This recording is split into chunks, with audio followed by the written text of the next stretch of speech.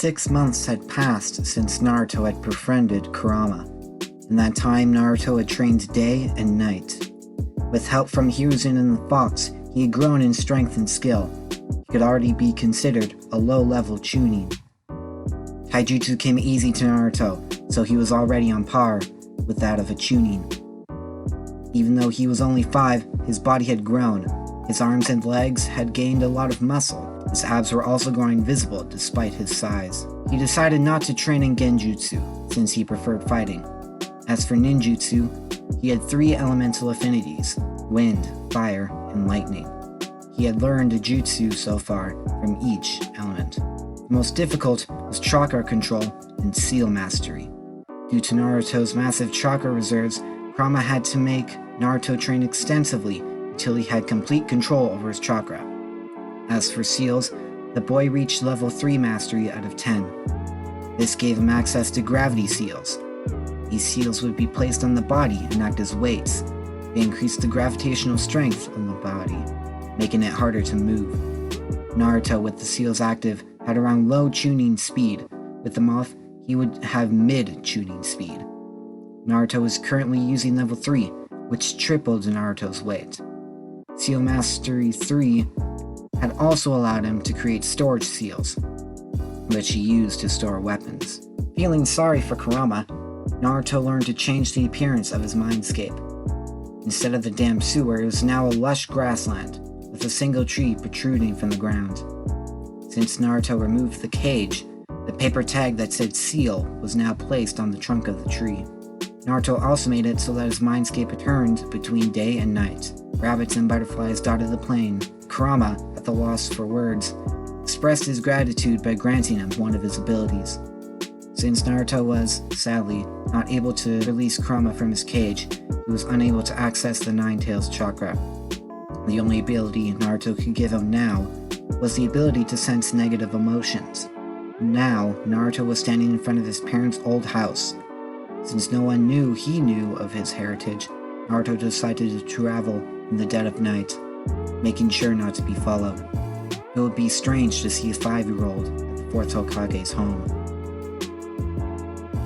Namikaze Compound, midnight. As Naruto neared the door of the Namikaze compound, he saw a seal written on the front.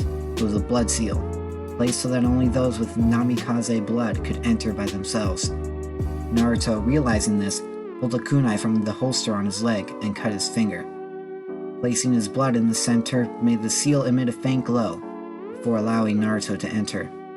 Naruto entered the house, letting out a cough. He immediately noticed that a thin layer of dust covered the interior. The house had a simple layout. Upon entry was a small living room, which connected to the kitchen. A terrible smell coming from the fridge, filled with rotten food. Next was a long hallway that had 4 separate rooms branching off. The 2 on the right were a bathroom and a small nursery. Opposite the nursery was the master bedroom. Naruto entered the room and walked over to the shelf sitting on the wall opposing the large bed. On the shelf was a duo of photos. First was a picture of who he assumed to be Minato, along with 3 others. On the right was a boy with black hair and eyes. Upon his forehead was the Leaf Ninja headband, alongside a pair of goggles. His name was written on the bottom of the photo, Obito Uchiha. In the center was a girl with brown hair and hazel eyes.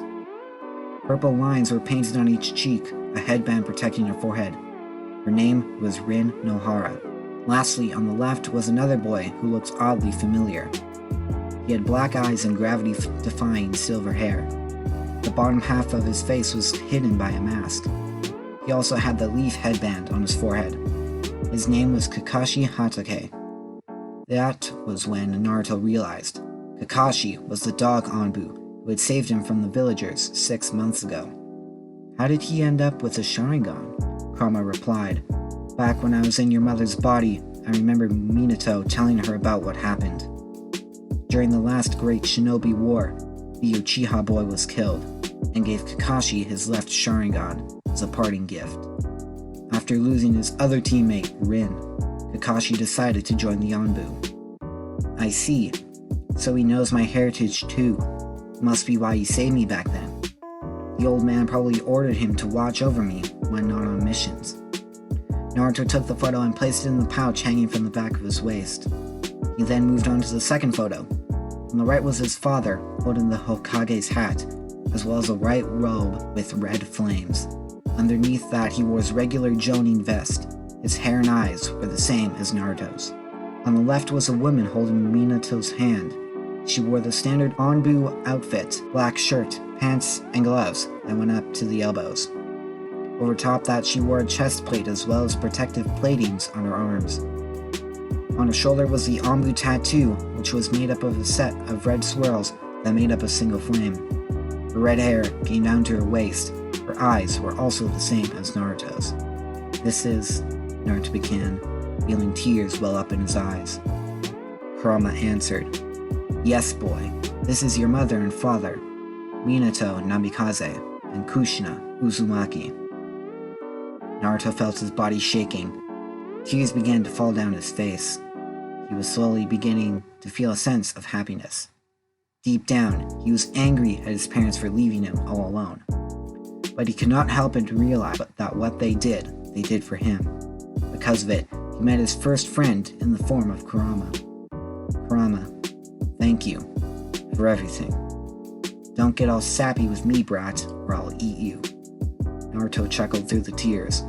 The furball can be so insensitive. "I heard that," the fox replied to Naruto's thoughts.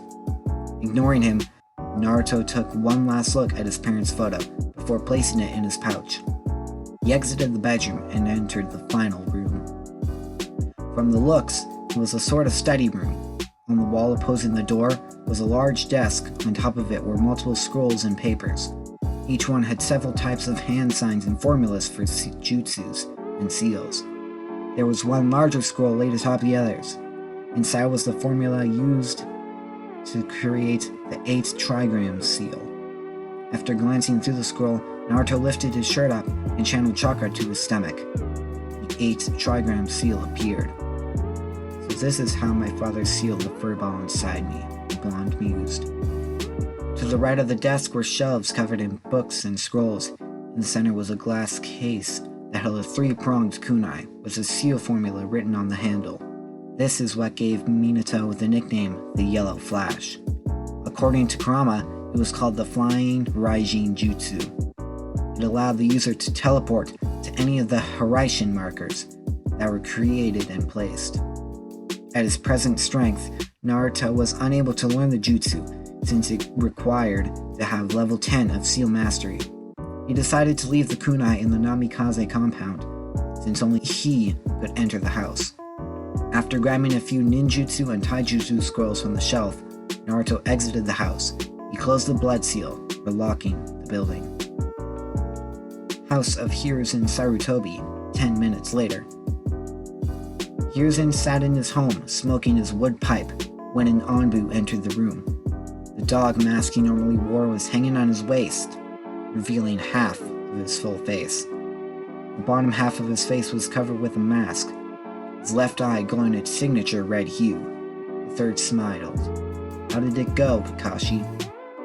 Kakashi gave an eye smile. "He's progressing well.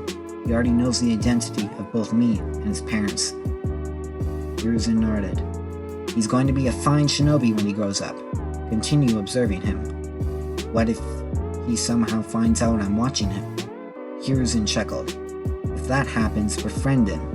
You are his father's student after all. I'm sure he'll trust you." Kakashi bowed and placed the Anbu mask over his face. "Yes, Lord Hokage."